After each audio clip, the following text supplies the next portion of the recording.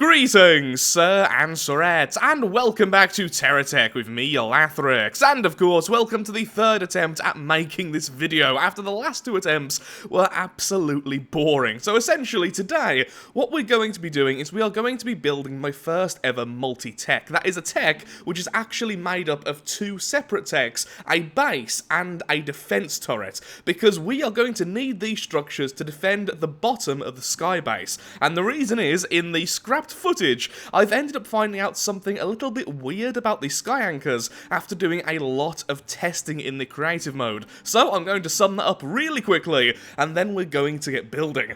Also, I've got a pretty horrible cold at the moment, which is making the footage even slower than usual. Yeah, my boring voice with a cold. It's not a good combination. So here we are in the creative mode. So essentially, what we're testing out here is the following. When the sky anchors were first added, if you left an area and came back, the sky anchors would unanchor, and the sky base would either fly off or crash into the ground. So what happens now, and how can we make sure that doesn't cause problems in the campaign, now that we're building things for it? Now, I've already done this in the past, but I would like to get some more footage of it, and I would like to test out one more time. So I'm going to fly off about 10,000 north, come back, and then we'll see what happens. Maybe I'll go a bit further, who knows. One other thing to note very quickly is there have been quite a few balance changes to the game, and that apparently has completely unbalanced a lot of my flyers. So as you can see right now, we are very slowly turning to the right. This isn't really a major issue, but it's enough of an issue that it's very, very annoying. On the bike, it's even worse, and that's because there's a lot of unique items on this tech, which simply can't be balanced because I don't want two of them, and their weight is not exactly the same as anything I can replace on the other side, and so this happens. I'm not quite sure why this is now happening though. Even with that being said, maybe it's because of the changes to the gyroscopes, I'm not too sure, but I will be fixing that the next time I use this in the campaign. It's just weird. Just to show how little weight we're talking about with the imbalance to this tech, I've just added a single GSO buzz strip light, this little thing, to this side, and instantly it's almost completely stopped turning to the right now. Yeah, that's almost no weight at all, and we're about to hit 10,000. As soon as we hit that, we'll turn around and then see what happens when we get back. And home we go. Now approaching the sky base. Any moment now. And there we are. As you can see, it was essentially on the ground, and that's what happens when you leave an area and come back. The problem is, that can actually be quite problematic, as it does hit the ground with some force. When I was testing out earlier, and trust me, I did loads of tests, I did see a little bit of damage, but it's still unclear whether the tech falls to the ground or is simply spawning back in that location. Also, that was really weird. Either way though, the point is, it's not a major problem. Back in the day, back when it was first introduced, back in the day, it's only a few months ago, it simply flew off. So that is way better. Now, if you log out of the game and log back, even if you saved it correctly, so it has the correct control scheme by default, it will forget the settings you've put it on. So essentially, it will forget that you're using the ion drives, and it will simply spawn in on the ground, although the anchors will still be in place. Although, if you place anything above the anchors directly, that anchor will not be anchored when you come back to the game. Again, not a major issue, just if we want to defend the ground anchors, we can't place something directly on top unless the tech itself has a large gap for the anchor to go through. Then it's fine. So my idea is this. What we're going to have is 4 defense structures, so 4 defense turrets, 1 on each of the outer anchors, and then 1 spire in the center with a gap, which will act as a conduit for power between the sky base and these turrets. The turrets themselves will have some hidden, very limited solar capabilities, and maybe the spire will as well, but ultimately they're going to be siphoning from the base itself, making it one just entity. So, yeah, that was pretty much the consistency of the last few videos. Lots and lots of testing, which was so boring, I've ended up completely removing the footage. Even though my voice is now suffering because of all the talking I've done. Lots of testing was done, let's get back into the RMD mode and let's try for my very first attempt to make a true multi-tech tech. I've never done this before, so expect lots of failure. I'm also going to resist looking at the designs on the Steam Workshop because those are amazing, and I want to figure this out for myself. Once again, more failure. So this is the sort of thing I'm talking about, but don't worry, this isn't the permanent design, I've just made this in the last 5 minutes. Essentially, it's a tiny little base section which has repair bubbles, shield bubbles, batteries, and plenty of space for solar panels if we wanted to add them. Also, I'm now realizing that one of the techs over there is killing the other one. There we go. Now they're all on my side. Now I'm building it in the RMD mode rather than the campaign because I'm going to need constant test subjects to see if this thing is working, and that would just be a nightmare in the campaign. So the basic concept is this. We have the Axis shotgun on the top, we then attach a turret around this, then when the shotgun aims at a target, like so, the turret itself will swivel with the shotgun. The problem is, I've seen this glitch out a lot in the past, that when an enemy is killed, the shotgun will sometimes snap into place, rather than move normally, and if that happens, the turret kind of gets thrown off. So we have two different ways of doing this, either using a weapon as the movement section for the top turret, or the top turret can simply be placed around something and then have its own movement. Either way, it will have its own AI, so I don't know which is better, and we're going to find out. So I'm going to quickly just throw together something to place on top of this. Once again, ugly as anything, but that should get the job done. So it has a 2x2 gap here, then it has loads of Gatling lasers, and that should go on top of the weapon. The weapon should turn, then this should turn as well. But saying that, will that work 2x2? Because this itself isn't quite fully 2x2, so I don't think this will actually catch. But if I make it less than 2x2, it's not going to fit on top. Okay, so I think I can see a potential issue already. Going to test it out anyway, and if it does fail, then we need to do more science. Okay, there we go. It's now on top. So put them both in defensive, and nope. That did not move it. Moves it a little bit near the end, but yeah, that's not locking in at all. Okay, so what are we going to do to solve that? Because I can't lower the block count. So essentially, the only thing I can really think of off the top of my head, which I'm not sure if this will work, is maybe something like the strip light that we used earlier, because this is a non-full block. Or maybe even the lanterns, or the radars, or something which will allow it to have a bit more contact with the weapon, but not so much so I can't even fit the darn thing on top. Well, let's give it a go. How about something like that? The idea is now the turret will be in the middle of all four of these, but I don't know if that's going to give us enough space. I don't think it would work on the front because of the barrels, just because that is definitely the thinner section of the weapon. And I think the hitbox is actually pretty true to form, in that it's not the hitbox you're seeing there, because that's just for placement purposes. The actual weapon itself, the hitbox, is what you can see. And we can do a quick test about that by just basically dropping something on it. Yep, they land actually on the weapon itself. The hitbox was a little bit higher than that, and if we go to the barrel...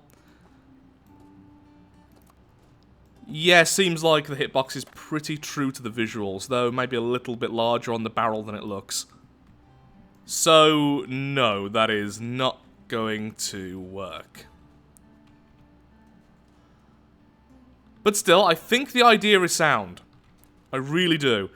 Now, in past iterations of these things, which have actually used weapons, I've seen a lot of use of things like the battleship cannon, which I think is kind of weird. Yeah, as you can see on the back, it doesn't quite fill a full block. So I still think this is the right idea, but I don't want to use cannons because I just don't want to use cannons. I want to make it more better future. So I still think this is the right idea. I just think how I've gone about it is incorrect. Yeah, so these lights just don't work at all. I've tried it in all different formats, and no, these do not work. So I'm going to quickly go ahead and test out pretty much every single light type I can find. So we have the strip lights, we have the storm lanterns, these are probably too big. The Geocorp ones have the hazard lights, probably too big as well. In Venture we have these. Ooh, actually, those look pretty good. Then we have the light bars, so yeah, there's quite a few different options. Hopefully, lights will be the key, but I really don't know. Just realised I didn't really explain why I'm using the weapon version rather than just the normal movement type version. And that's because in the past, I've seen a lot of both types, purely from looking at the Steam Workshop, doing videos on the Steam Workshop, stuff like that. And what I've noticed is the weapon version is a lot faster and a lot more stable, except for when the weapon suddenly snaps into a new position. That's the only time where problems occur, and that's only after enemies are destroyed. With the movement type on the turret, A, the turret needs to be bigger, and B, I've noticed it sort of does this. Rather than targeting the enemy directly, it'll sort of go to the side and do this. The reason is, it's normally overcompensating. It starts to turn and then goes too far, then starts to turn, goes too far, and then ends up not quite aiming at the target. Again, it's been a long time since I've seen these, but because of that, I've got it in my head that I want to use the weapon type. And now, we test out more lights. Okay, this one actually fits. This is using two different things. It's using the Venture lights and the GSO Buzz Strip lights. I've used pretty much every other light available up to this point. It doesn't sound very good. It sounds like there's a bit of interaction going on there, but let's see. Oh yeah, that was great. Definitely. Yeah, no.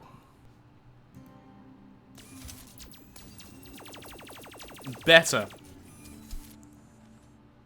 Actually functional. Okay, so that's still using the same combination as before. It's using the LED lights from Venture.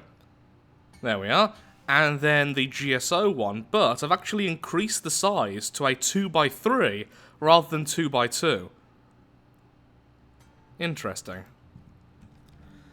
Okay, I've just figured out why increasing the size actually helped, and it's because I've been going about this all wrong in terms of the hitbox. If we look at the weapon, you'll notice it's not equal. The back section is larger than the front section, and after getting the camera in a really weird angle so I could see what was going on when it was glitching out, it seems like what's actually occurring is the back is clipping into the turret, whereas the front isn't even holding onto it. So what we need to do is...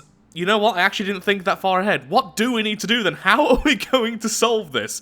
What I think we're going to need to do is we're going to need the back section to have more space, but the front section to have less. So what we're really looking for is a true half block for the back. I don't think the lights are going to work, although they might. What we could do is extend the back by one, then add the lights to the back, or, preferably, we add a half block. Now the problem is, I'm not aware of any blocks which are truly half blocks except for the slopes, but they won't work here.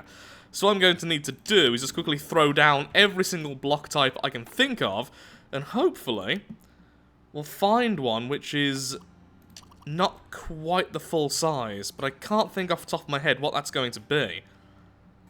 These wheels might. No, not quite. Oh, hello! The anchors! That is actually perfect. That is the Venture fixed anchor. Is that true for all of the anchor types? Oh, wow. Even better. How about the regular? No. Okay, so that's what we're going to go with. Honestly, if this doesn't work, I am going to spawn in a design from the Steam Workshop, and we're going to break it apart and see how it works, because this is taking way too much time. But yeah, I feel like that might be our answer. Please be the answer. Okay. So what we have now is we have the plate armor on the front, bringing the front a little bit back. We have the half blocks on the back, bringing the back even further back. And then on the sides, we have a couple of lights, which I'm still not 100% sure about. Currently, we're using the LEDs from Venture. I've tried all the others, and I've got to say the worst ones so far, weirdly, have been the ones I thought would work the best, which are the storm lanterns. I don't know what it is about these, but these just cause everything to break. Please work. Hey, I mean, it got there. Not very cleanly, but it got there. Well, would you look at that?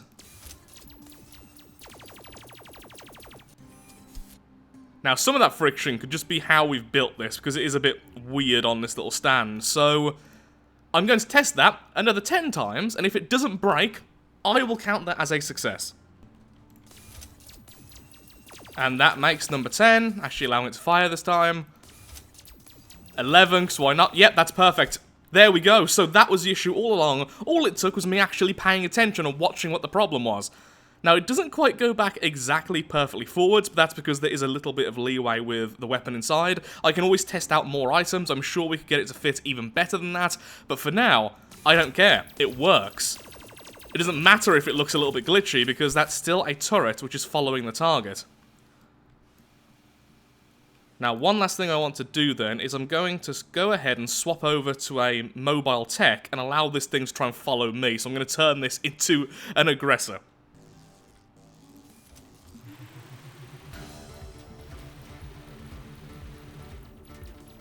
Oh, that's wonderful. It's working and it's not glitching out too much.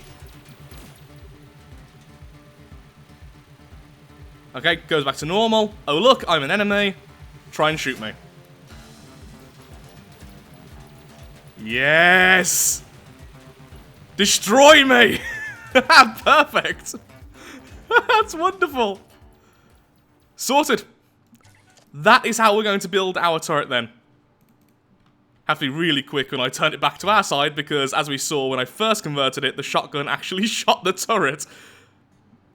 Okay, then let's make this look a little bit more functional, and then I'm happy to say we've done some serious science today. In the next episode, what we're going to be doing is actually building these in the campaign, so 4 of them, well, the finished edition, and we'll also build the main spire, which will go in the center to connect these to the skybase. Now, honestly, I don't actually mind this in terms of size. I thought I would, but I don't, so I think I'm going to keep the size, but really work on it to make it look a little bit better, because right now it just looks like a jumble of blocks.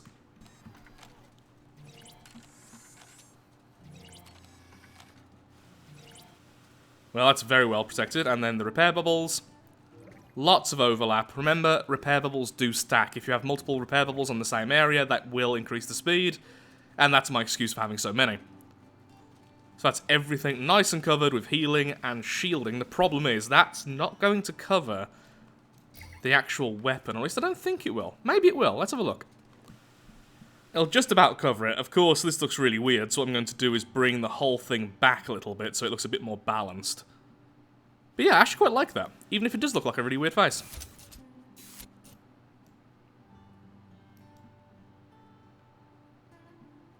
Bring that back. That gives us 4 Gatling lasers, 2 regular smaller lasers. And that should really be enough to deal with most small to medium enemies. Just the very large enemies with missiles are still going to kill this thing, but it should hold up quite well against everything else. I could add larger shields. Like the Better Future shields, for instance. They're not that much bigger, but they are bigger. Oh, let's put on something with power. Maybe, but for now, I'll just stick with this. So, it's no hidden fact that this is very heavily inspired by designs I've seen on the Steam Workshop, but this by no means is an original idea. This is just me attempting to build one from scratch and figuring out how it works. Now that I've built it, I'm taking a look at this. This is one of the designs I looked at recently, and I think it may have essentially the exact same idea which I've implemented here. So, let's have a look. I know it uses light. I know that much. Yep, there we go. So, it's using 2 of the LED lights. They're clearly one of the better ones.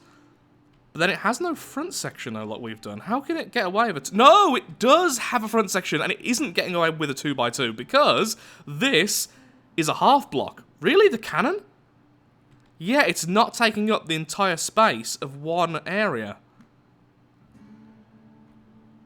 And then they're using the square versions of these at the back, which I think are a little bit larger, or perhaps the same size. Either way, wow, yeah, it's not the exact same idea. A little bit upset that I've not built anything unique, but at least, you know, at least I've got it right. At least I've got it right, so that's all that matters. And that is why I don't look at designs very often, because I would end up building them block for block. So, we're pretty much the same, except with the front, I've ended up using these small armor plates. And I've also tested it without the armor plates, and it seems to work okay without them, but it has a habit of being a little bit slow, so it'll turn. Then it'll take a second, then the turret will turn with it. But yeah, that cannon would do the job much better than this. But I don't want to use cannons, I want it to be more Better Future, so I'm afraid that is how it is. Now, this doesn't have a front mount, does it? No, okay, so put this there first. Oops-a-daisy. Yep, that's what I wanted to do. There we go. I don't mind how that looks. Not the best, but also not terrible. And of course I got to use brackets, which always makes me happy. This should be able to attack things nice and close now as well, because this thing has a very, very good arc of fire. Just need to armor up the back section, then we need to consider about these shields. Either we need to increase the size of them, or we need to add some shields to the top section here, which is holding the weapon itself, because this is not quite covering everything. In fact, I think it is just about covering anything, but any explosive, the area of effect, is still going to hit the main weapon, which is kind of where all the price is. So, I've been testing now for about 20 minutes, and so far it hasn't glitched out once. So I am really, really happy with that. I'm not going to say it's never going to glitch out. It will, because it's still a little bit stunted, I still have stuff to learn. But it seems like it's reliable enough.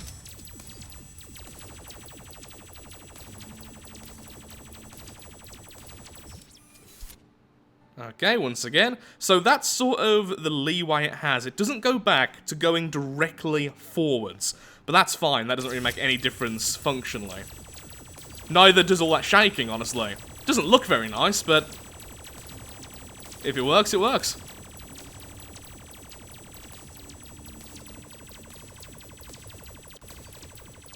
There we are, destroy that. I love watching it now it's working. This has been one of the weirdest videos I've ever recorded because it has been 3 episodes which just didn't really mesh well. Ended up just building a turret. Okay, that'll be destroyed in a second. You know what? Let's just do this to make things faster. There we go. And back into its original position. Absolutely lovely. So we're going to have 4 of these, and that's what's going to defend the anchor points, and then we're going to have a section in the middle, which will share the power. But for now, I'm afraid I really am all out of time for today's video. I wanted to do so much more today, but sometimes things just happen weirdly. So with that weirdness, thank you so much for watching. If you have enjoyed today's video, then of course, likes, favourites, shares, comments, all that good stuff helps out me, helps out the channel, and most importantly, shows that Terratech is a series you wish to see continued in the future. In the next episode, we build this in the campaign, and probably need to build quite a few items as well. Thank you for watching, and goodbye. And isn't it chunky?